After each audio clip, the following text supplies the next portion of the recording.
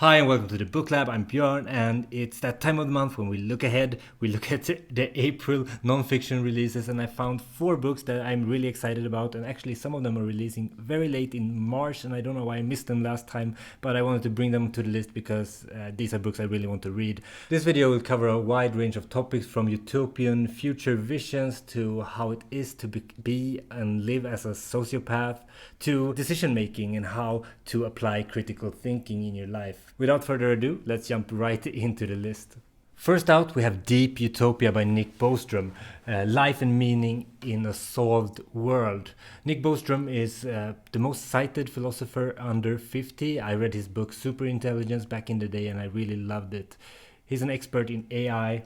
His previous book came out in 2016 and it was a warning of what was about to happen and what would happen if things went astray. This new book takes a more positive look on things. What if things actually work out okay? Suppose that we develop superintelligence safely, govern it well, and make good use of the cornucopian wealth and near magical technological powers that this technology can unlock. Yeah, it's exciting times. It's a bit of a scary time, at least for me. I'm still getting used to how fast things develop. I saw Tesla's and Nvidia's humanoid robot demos that they showed recently, and things are just moving so fast. So if this transition to the machine intelligence era goes well, human labor becomes obsolete.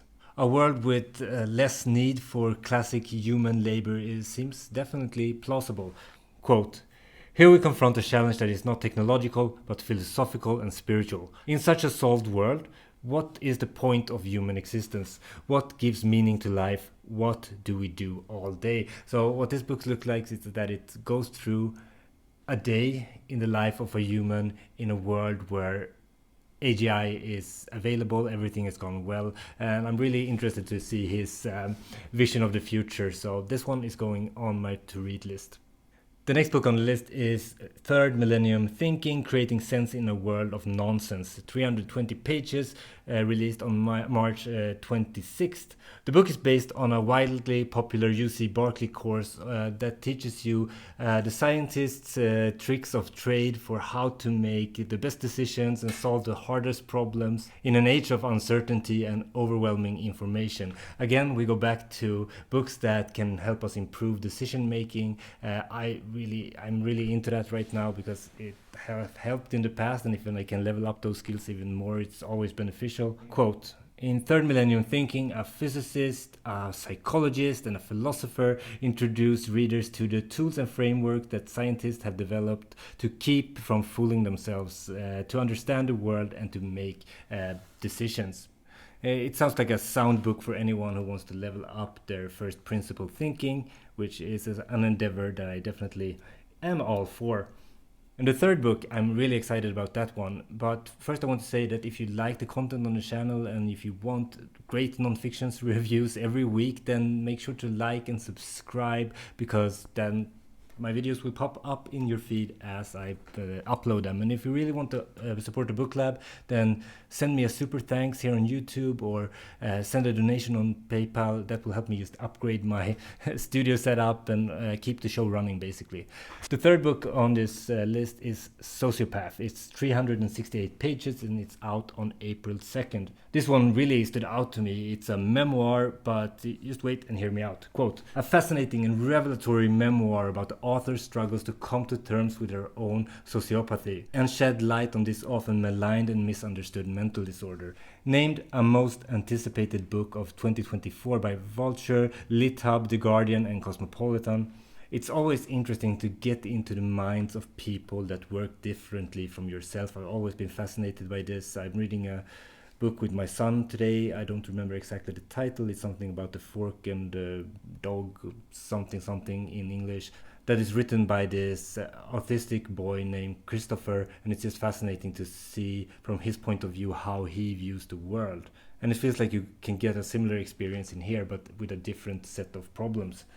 Patric Gagne realized that she made others uncomfortable before she started kindergarten. Something about her caused people to react in a way that she didn't understand. And the thing was that she didn't feel anything. She didn't feel any feelings. She was a sociopath.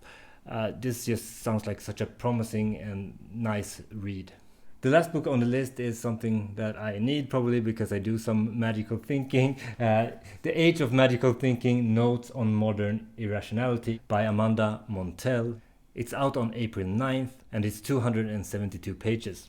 Quote, magical thinking can be broadly defined as thinking our internal thoughts can affect unrelated events in the external world. Think about the person who thinks that they can manifest their way out of poverty, starve off cancer with positive vibes, thwart the apocalypse by learning to can their own peaches, or transform an unhealthy relationships into a glorious one with loyalty alone.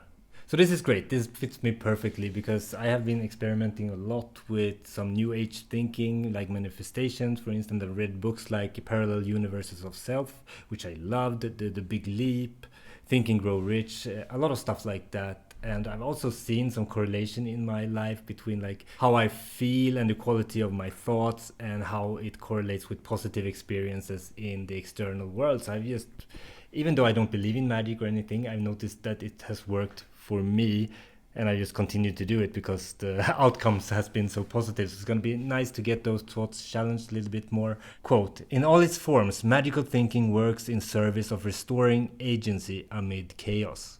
But in the age of magical overthinking, Montell argues that in the modern information age, our brain's coping mechanism have been overloaded and our irrationality turned up to 11.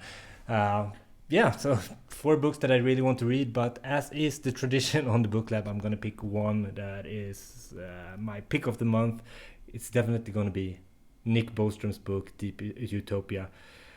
Probably because I have previous experience with this author and I also followed him for a long time. He's quite credible and I really want to hear about his vision of the future. But I think I want to read other books as well. And close second is probably the Sociopath book. It sounds just like a great experience and very different from what I've read recently. Upcoming books on the channel. I'm a bit late because I had some technical issues recording, but 4,000 Weeks, Time Management for Mortals coming up very soon. I'm going to record it today actually, after my lunch break. And also the Bitcoin Standard. Really interesting book, whether you like Bitcoin or not, because it applies first principle thinking to our monetary systems, and it shows why things are starting to get out of hand in many markets. So a book that I really recommend, but I will give you an in-depth look of that very soon. Have a good week. Tell me what you're reading in the comments, and yeah, björn out. Happy reading.